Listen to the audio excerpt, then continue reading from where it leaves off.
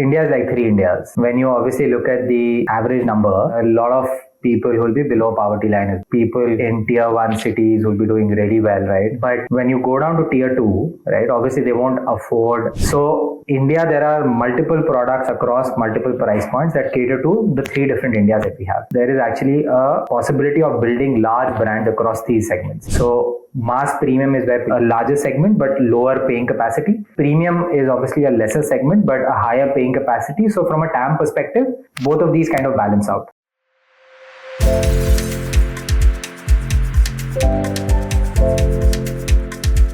Hi, I'm Elise Tan, and I'm your host for this episode of Hard Truth by Vertex podcast. Today, I have my colleague and Senior Executive Director, Nikhil Mahawar, with me. So Nikhil brings with him a wealth of investing experience across later and early stage companies. So he's very experienced in sectors such as consumer, B2B, enterprise companies, as well as healthcare. So prior to Vertex Ventures, Nikhil was with a growth equity fund, 200 million, which is sponsored by one of the leading India investment bank called Aventus. Before Aventus, he worked for companies such as Mega Delta, as well as New Enterprise Associates, NEA in India.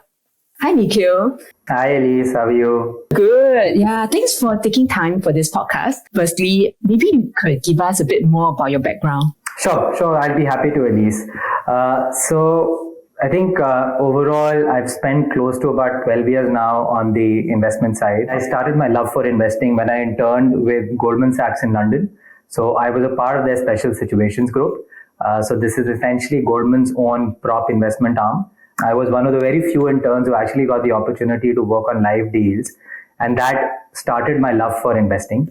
Obviously, I graduated in 2009, which was like the peak of the financial crisis. So financial jobs were difficult to get by. Got my first break into India PE investing with a firm called Baring Private Equity Partners. So this is a growth equity fund, $1 billion AUM growth equity fund. I was a part of the healthcare and life sciences practice. Moved to NEA sometime in early 2012, spent close to about 7-8 years with them. Was involved in a lot of consumer healthcare investments. So FirstCry, for example, is one of the investments that I worked on. Nova Medical is another one, right? So got a very rich experience across technology, consumer, healthcare, B2B. Moved from that to another fund called Mega Delta, which was on the growth equity side, then to Aventus, and finally joined Vertex Jan of this year. Yeah, we're definitely very happy to have you on board. You mentioned about FirstCry. We also were invested in FirstCry in India. Is that how you get to know Vertex as well? Yeah, so that was my first introduction to Vertex. So from NEA, we invested in FirstCry in, I think, 2015, early 15. Vertex was already an investor. So Vertex was there on the cap table. We got to know Vertex on board meetings, interacted with Juhok, who used to be, I think, involved with the company at that point of time. My other experience with Vertex is also Ben used to be my boss at NEA, right? So I worked very closely with Ben for about 4 years while Ben was at NEA and I was at NEA. So that's another reason how I know Vertex.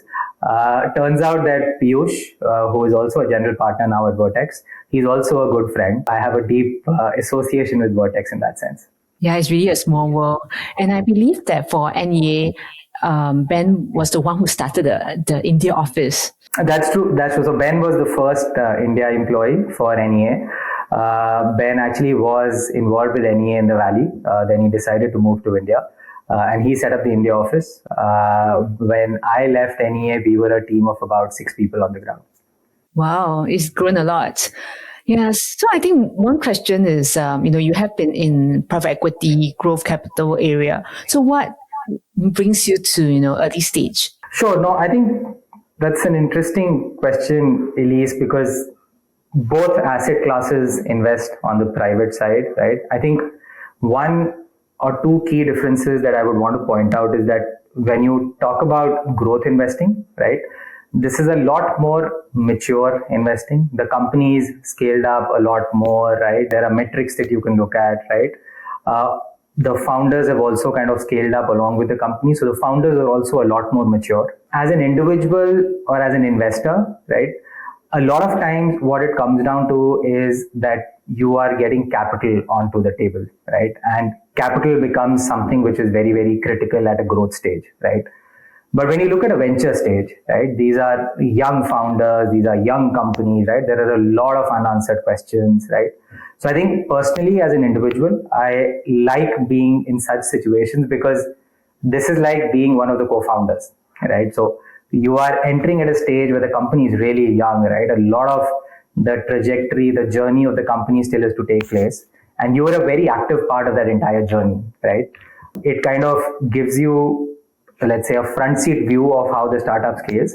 And also, I think the other really rewarding part of it is that when you do see companies scale and you've been associated with those companies from a really early stage, I think the satisfaction that it gives you is a lot higher when you talk about venture versus maybe growth when you're entering when the company is a lot more stable, right? That's what excites me about doing venture investing, right? So it's like you are one of the co-founders in a way. Yeah, definitely. And I think for Vertex, we really pride ourselves as a co-founder to our founders because we really work so closely with them, having calls as frequent as every other week or every week even. Yeah, I think it's really, really fulfilling to be able to be part of this, high growth journey with them. I think most of our team is based in Bangalore, but for you are in Gurgaon. That's correct. Yeah, and tell us more about this region because many of the startups are based in Bangalore, but I think where you are now is growing very quickly as a startup hub too. No, so that's correct. So I think I always wanted to be in Gurgaon. I spoke to Ben sometime, I think late last year, and Ben also told me that, look, as Vertex, we're also kind of planning to expand to Gurgaon, right? By that time, Vertex already had 3 portfolio companies in Gurgaon, right? But so I think that is something that really worked well for me. But I think what is happening now in Gurgaon is something that maybe happened in Bangalore 5-6 years back. So for any startup region to thrive, I think there are 3 key things that you need, right? One of them is a very vibrant ecosystem. And when I talk about an ecosystem, this is founders, this is mentors, this is angel and seed investors, right? So what has happened in the last 5-7 years in Gurgaon is that you've had 2 or 3 very, very successful companies getting created, right? Obviously, Zomato is one of them, Paytm is one of them, right? So you have a very strong founder set which is coming out of these established companies trying to build something on their own, right? You have an angel set from these companies who've done it in these startups, want to help founders do it, right? So I think overall, if you look at it, the ecosystem is definitely developing. So I think that's one large part of it, right? The second part of it, typically a startup will look for is access to resources, right? And these are like human resources.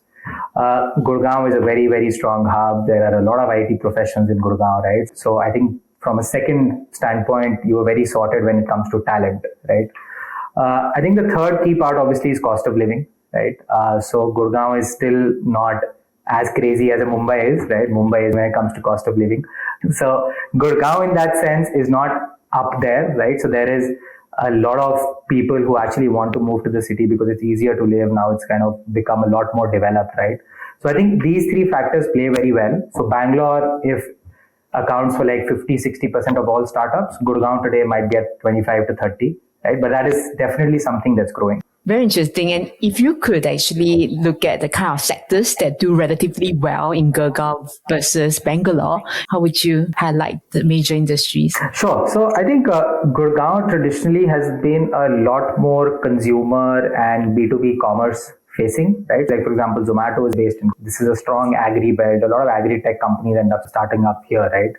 Bangalore has been always a very strong traditional IT hub. So a lot of SaaS companies that you will see would have been started in Bangalore, right? But I think that is also now shifting to India. So for example, as Vertex, we are, fingers crossed, very close to closing an investment in the B2B SaaS space. The company is based in Delhi NCR, right?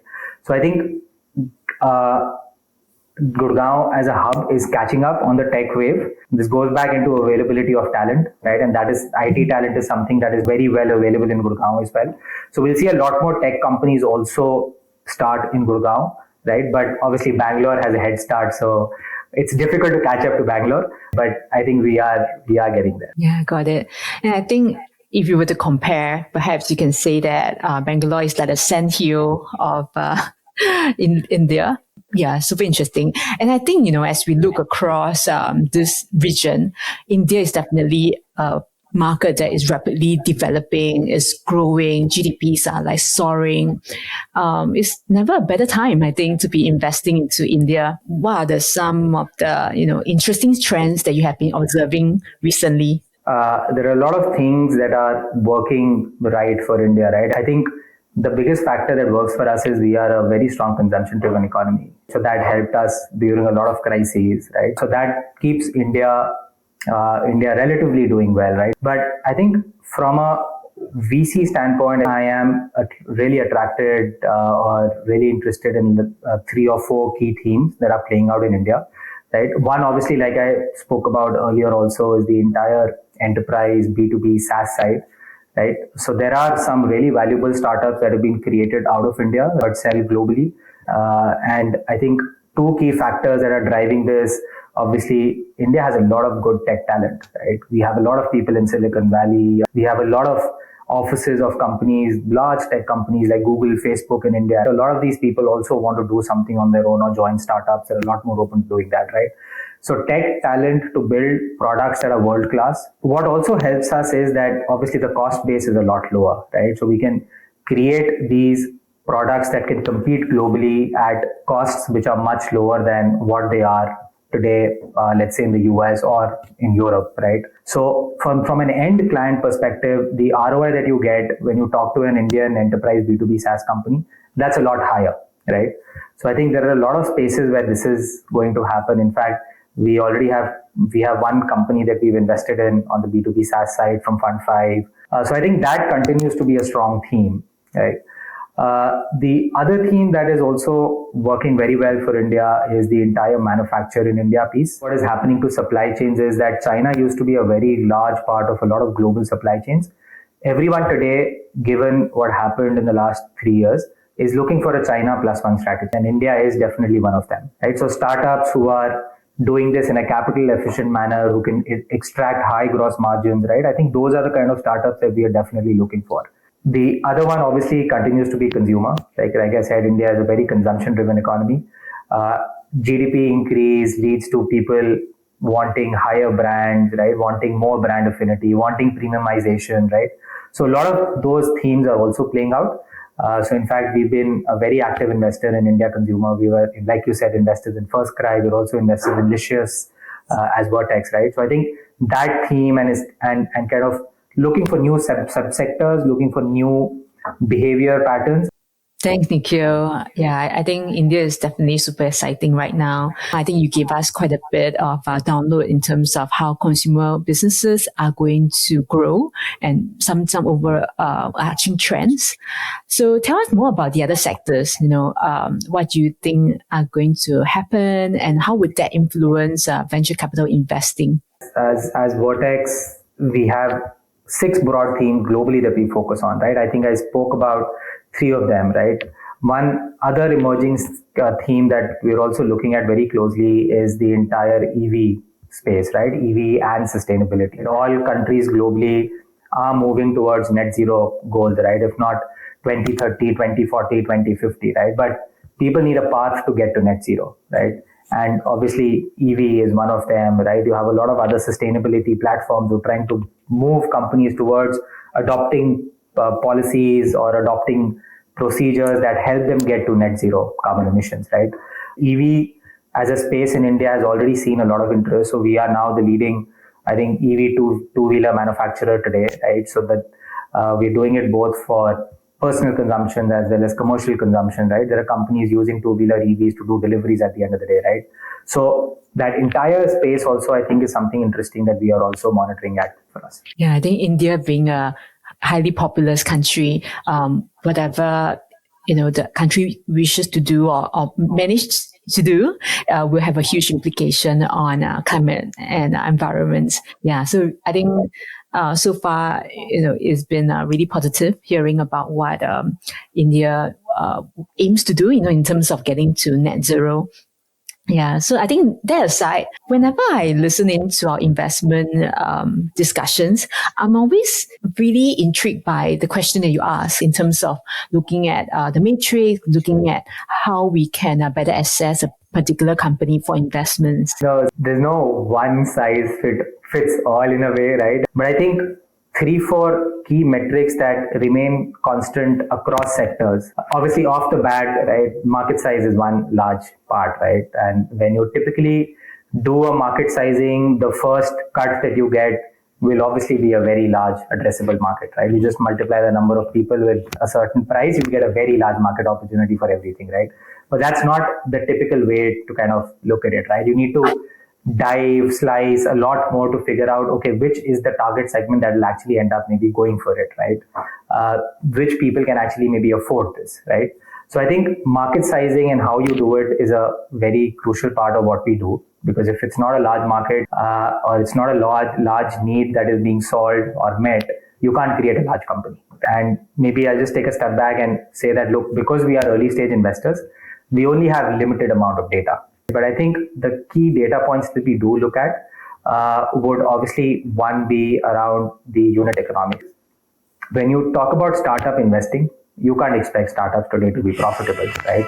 What you have to definitely look at is that at a unit level. So when you scale that to 10 units, 100 units, 1,000 units, right? And if you do it properly, you should be able to attain your end goal of profitability, right? So what unit economics today tells you is that, okay, there is someone who is willing to pay you a price that makes sense for you to operate that business in, right? So it is kind of a proxy for product market fit, right? So what you're making, someone is paying you something more than what you're making it for, and therefore you can build a sustainable business as you scale. So I think the other thing that we definitely look for is a lot of repeatability and referenceability. Given that we are coming in at a fairly early stage, right?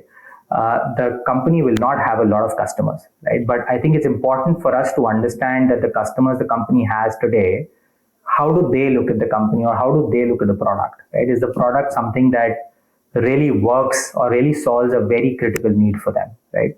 So I think these things kind of help us in our entire investment decision making, and obviously goes without saying the founder team, their clarity of thought, their quality, their ability to attract talent, right? So I think that's how I would maybe summarize it in like 5 minutes. Yeah, definitely. In the beginning, you mentioned about market sizing. So, market sizing to certain founders, they may not have a clear picture, like how big is enough? There's no prescriptive answer here, right? Your market size can be $1 billion, your market size can be a 5 billion, can be a 10 billion, right? But I think the way that we look at it is that, can you build a business which tomorrow will be attractive for someone to acquire / maybe for the public markets to invest in it, right? That threshold is something that people have set as maybe a business that is doing $100 million of top line, right? So I think that's the way we like to maybe back triangulate. Can you build a business that can tomorrow be $100 million plus in this sector, right? If that's the case, then that is something that we will definitely evaluate a lot more. The idea is to build a business where, like I said, there is executability at the end of the day, right? Yeah, got it. One of the things that we emphasize on is unit economics. So that's something that you brought up as well. Is very important, to be making money. And then I think the other concept that we have been bringing up is capital efficiency.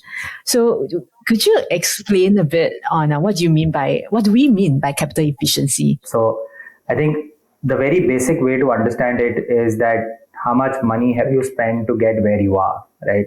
So if you spend $100 million to get to $5 million in revenue, right, then clearly you haven't spent it the right way. It is also a very sector dependent phenomena, right? Because the capital efficiency in a B2B SaaS company will be very different from a consumer company. So I think the lens that you typically have to wear when you look at capital efficiency is that how are the founders thinking about it, right? Are they going about doing tasks, activities in the most capital efficient manner, right? It basically means that if you need to hire a resource worth 50K to do something, are you spending 250K on that resource just because you have capital available, right? So I think it comes down a lot more to the decisions that have been taken by the founding team, what the mindset is. Unfortunately, ended up happening in the last 2-3 years is that founders got access to a lot more capital than maybe what was required, right?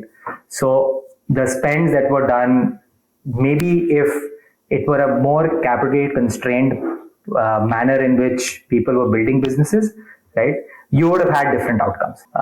But I think important for us is to understand the mindset, right? Are we squeezing every dollar for what we can squeeze it for, right?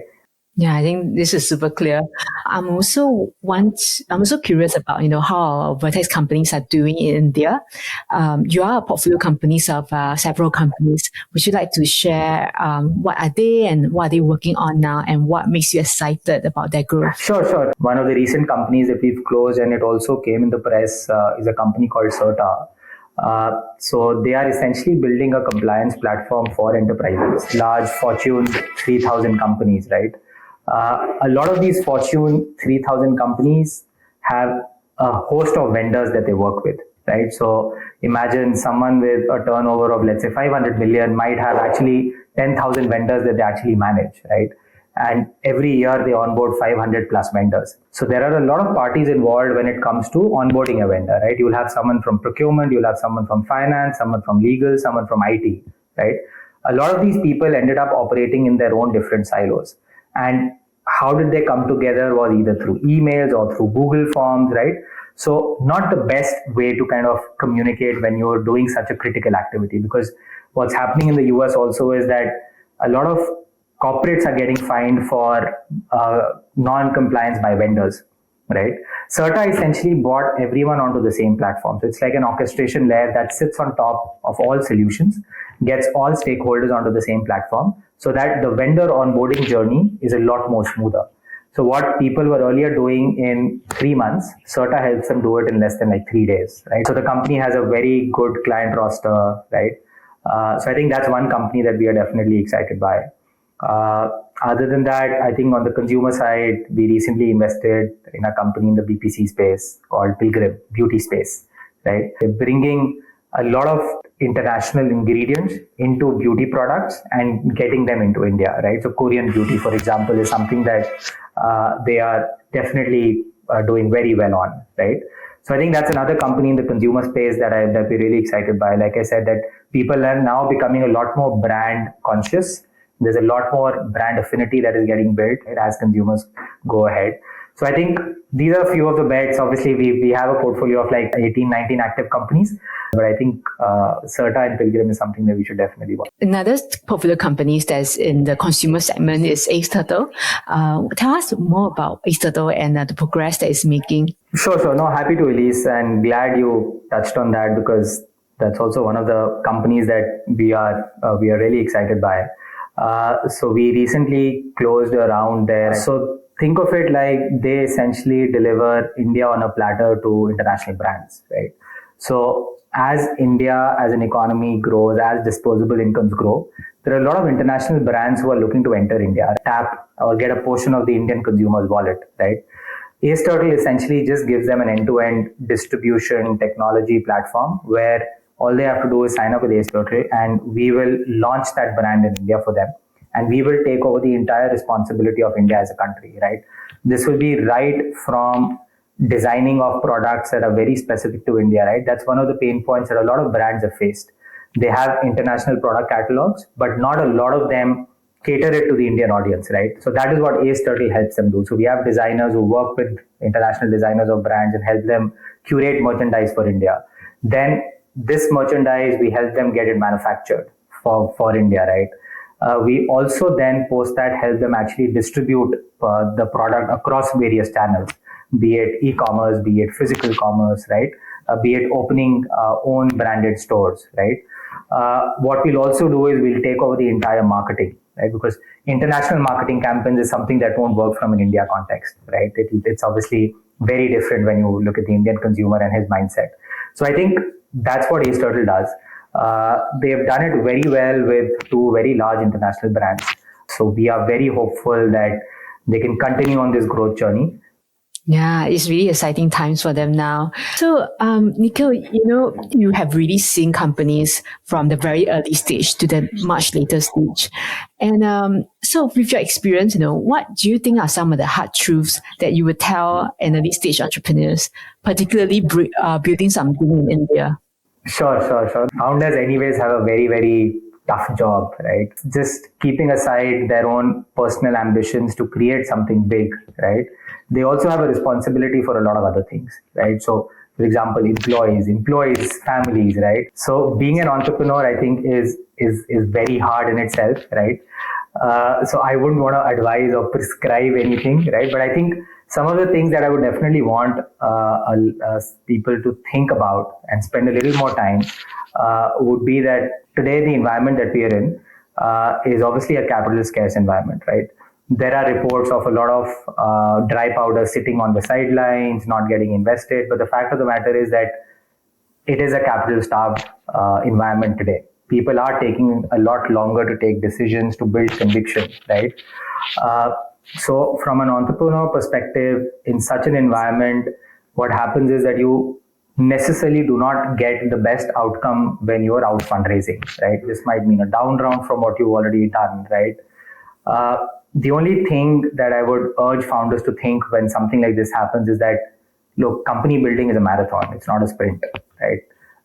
You don't want to capture all the value in 1 year, right? You want to build something valuable. Unfortunately, what also happened in the last few years was that the yardstick for success moved to valuation, right? Which I think is still playing on in some of the minds of founders, right? It's important for you today to get that money to execute on what you're building rather than thinking about these points, which in the long run, if the company ends up succeeding, really won't make much of a difference, right? Another thing that I would definitely want them to spend more time on is surrounding or hiring the right people, right? Founders typically wear multiple hats, right? And that is something that you need to do when you're an early stage founder, right? But what happens in that process is that when you also do end up hiring people, you don't want to take off that hat, right? You have someone who's working, but you don't give them the delegation or the autonomy to run, right? I think that's something that founders really need to think when they're hiring. Is this person someone that I can delegate to and sleep peacefully, right? Not, or just take off my hat of sales and marketing or take off my hat of technology, right? And focus on the other things. So I think that's something that they should definitely think about, right? One more thing that I would maybe want to spend a little more time also on is the importance of building systems, processes, and compliance right from a very early stage. I think one of my earlier bosses had given me an analogy that, look, companies like an F1 car, right? So there is a car, there's an engine, there's a driver, but there is also the pit stop crew, right? And what a lot of times decides races is how much time you spend in the pit stop, right? Because your margin of victory is like seconds, right? So if you can change how much time you spend in the pit stop, you can actually end up doing very well, right? So I think systems, processes, and compliance should be viewed as that pit stop. And it is easy for you to build it when you're at an early stage than when you're maybe later, when you're also struggling with growth, you're struggling with hiring. It always becomes difficult to do it then, right? The good thing today is that there are a lot of external resources that can help you build those, right? You don't need to hire someone for it, right? There are outsource firms who can actually help you build the entire process around compliance. You can have someone who can take control of sales systems, of finance systems, right? Think about this at an early stage rather than thinking of it that this is something that I'll fix later. So build that in your funding requirement, but definitely do think about spending time on it really early. I love the racing car analogy. Actually, in the recent Business Times article in November 2023, our colleague Himanshu wrote about the importance of having financial HR processes set up even in the early stage. Yeah, it's a really interesting article. I would urge all founders who are listening to this to definitely go and read that article. There was a lot of thought that went behind it, right? As I look at the GDP per capita, the average number is 2,000 plus USD per capita. So in that sense, there's a range they are really looking at in India, obviously. So when you talk about, let's say, consumer products, what do you think work and what doesn't work? Given the kind of willing to pay, ability to pay. I think that will be at least a little difficult because India is like three Indias, right? When you obviously look at the average number, that takes a lot of people who will be below poverty line as well, right? So about 30 odd %, right? If you take that out, that number goes up to close to about $4,000, right? Even in that $4,000, you'll have like people in tier 1 cities will be doing really well, right? And that is kind of the target segment for guys like Licious. But when you go down to tier 2, right, obviously they won't afford. If I look at Pilgrim, right, so Pilgrim will be 1/3 the pricing of a Mac, right, and maybe 1/6 the pricing of a YSL, right? So India, there are multiple products across multiple price points that cater to the three different Indias that we have, right? So there is actually a possibility of building large brands across these segments. So mass premium is where Pilgrim fits in, which is a larger segment but lower paying capacity. Premium is obviously a lesser segment but a higher paying capacity. So from a TAM perspective, both of these kind of balance out. Yeah, Nikhil, thank you for sharing so much about not just about yourself, why you moved from private equity to venture capital, as well as the various exciting segments of India and how quickly India is growing. So, now we are in the beginning of 2024, a whole new year. What are you excited about in terms of, venture capital and startup industry? Sure, no, thanks, and wish you a happy new year as well, Elise. Thank you. And so 2024 definitely should be exciting, right? From Vertex's standpoint, we raised our 5th fund. We announced it last year, right? There is a large corpus that we have. We definitely are very keen to deploy, right? There are a bunch of companies in these sectors that we are closely working with. So we're hoping for some of the transactions in these sectors to close, right? So I think that's something that is definitely interesting from what Vertex is doing.